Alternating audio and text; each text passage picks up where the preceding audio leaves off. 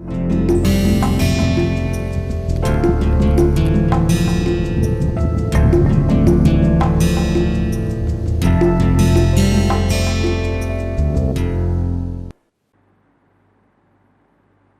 friend, welcome to the course Foundations of R Software, and you can recall that in the last two lectures we were talking about the various types of graphics, and we had considered the graphics which are essentially for the categorical variable.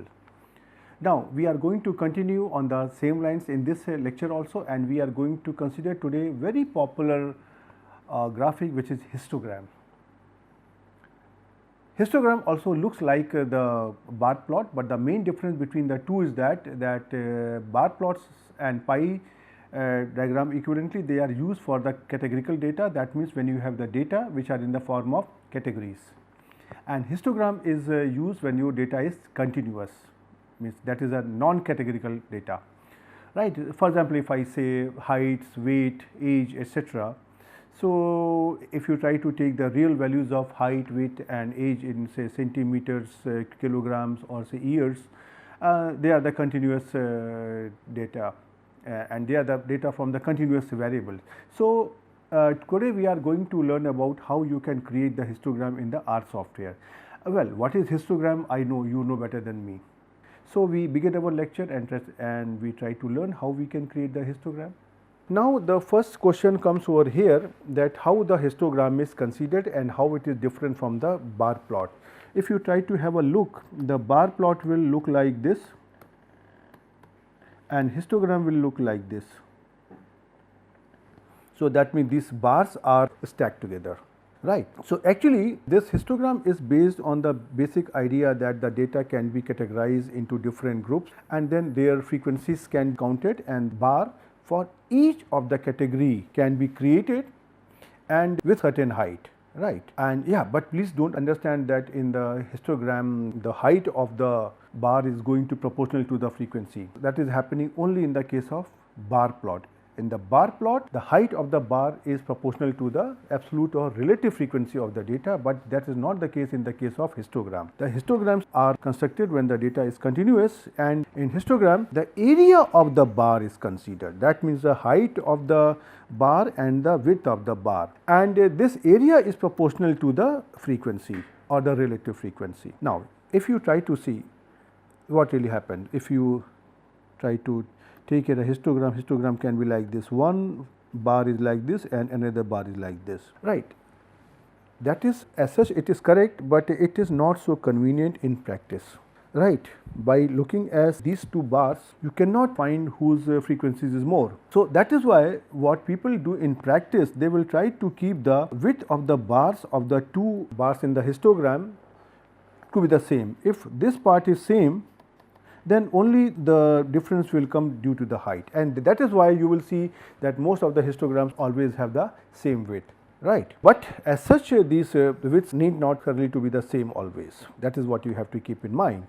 Now, in R software, if you want to create the histogram, the command here is very simple, HIST. So, if you try to use here HIST, then it will show the absolute frequencies, and if you try to use here an option that FREQ, the frequency, that is the short form for the word frequency, that is actually false, then the histogram will be constructed with respect to the relative frequencies. One thing I would like to explain you here, that how to create the frequency tables from the data in the case of continuous data. That is an entirely different topic which I have not covered in the lecture, but I believe that you all have done in the elementary classes, and from there if you try to recall, you used to write down the frequency table and then you used to write the frequency classes, and then you used to count the number of values which are lying in that interval, and that used to be the frequency, and then you used to consider the midpoint of the class intervals, and then you try to create all such graphics. So, well, I am not going into that direction. For that I will request you, please try to go through with some elementary book and try to see that how the frequency tables are created. And now here in the case of histogram, I am talking of the frequencies of the frequencies table in the case of continuous data. Right, because in the case of discrete data, you had seen that you had simply counted, for example, in the example of gender, you simply counted the number of males and females, and that had given you the frequency, right. And then if you try to see when you are trying to use the histogram, then there are, as it happens in all the graphics, it also has many options, like as say main is for giving the title of the chart, then here COL, this is to choose the colors of the bars, and then here XLab, which is trying to decide the title on the x-axis. Then similarly you have xlim, ylim, they are trying to specify the range of the values on the x and y axis. So they are x limits and y limits, etc. So once again, I would strongly recommend you to look into the help in the histogram and try to look for these more details. But my thing is there here that I would try to consider here very small example and try to show you that how these things can be created. So I try to consider here an earlier used data in which we had collected the heights of 50 persons in centimeters, and they are stored in the data vector here height like this. Right. So now I will try to create the histogram on this data on height. So if you try to write down here the command here HIST, and inside the parenthesis, if you simply write here height, now you can see here this is different, because in the case of bar plot you used to first convert the data into frequency using the command table, and then the bar plot was used. But in the case of histogram, you are simply using the original variable with the command HIST. So that is what you have to keep in mind, and that is what I always say. You have to see that how R is going to work, and accordingly you have to choose your values. Right. So okay, so if you try to see here, this is like here. Now, a couple of things will be automated here. For example, it will try to take here the name on the axis directly from the name of the variable, and it will try to write down here histogram of height automatically, and then on the y-axis there is a frequency. Right. So the data on height has been classified into frequency table, and the frequency of those class intervals that has been plotted here. Right. Okay, so now in case if you try to make some alterations in this histogram, that is very simple. You have to simply use the same type of options which you have used and learned in the earlier lectures. For example, if you want to make here this title heights of persons, so this can be controlled by the command or option here main, and you simply have to write down here heights of persons. And similarly, if you want to make here the color of this graphic to be green, so you can see here I have used here the option here COL is equal to green, and you can see the color of this graphic becomes here green. Similarly, if you want to give here this heights here on the x-axis, then you have to use here the command here xlab is equal to heights. Yes, you have to be little bit careful that okay, in the earlier graphic also it has used here the height, but it was HEIGST all in lowercase, and I have given here the heights where H is in capital letter and it is actually heights, S is also added. So don't get confused that it is coming automatically. Right. After this you want to give here the say title on the y-axis, so this is given here by here ylab. Right. So this is how you can see it is not a very difficult option to add these options and get this histogram. Now I will try to explain you some more options which are available in the histogram, and then you have to understand what is really happening. For example, if there is a command, there is an option in the histogram that is density, DENSITY. Actually this option adds this type of lines that you can see here inside the bars, and this density value, this controls the shading of the line, that is that how many lines per inch should be there. Right. And in case if you try to increase the value of this option here density, right, then there will be more number of lines in a square of inch. So if you try to see here the way I am trying to use it here, all other options are just like earlier, but now I am using here color is equal to here red.